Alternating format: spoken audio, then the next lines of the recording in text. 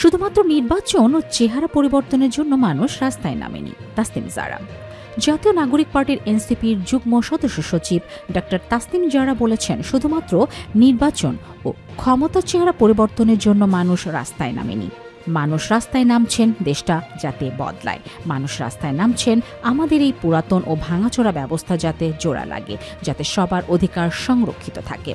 শনিবার ১৯ জুলাই দুপুরে কক্সবাজার শহরের পাবলিক লাইব্রেরি চত্বরে শহীদ দৌলত ময়দানে এনসিপির আয়োজনে এক পথসভায় তিনি এসব কথা বলেন। তাসনিম জারা বলেন, আপনাদের সন্তানেরা রাস্তায় নামছে বুলেট ও গুলির ভয় না করে। যারা শহীদ হয়েছেন তাদের বিচার নিশ্চিত করতে হবে।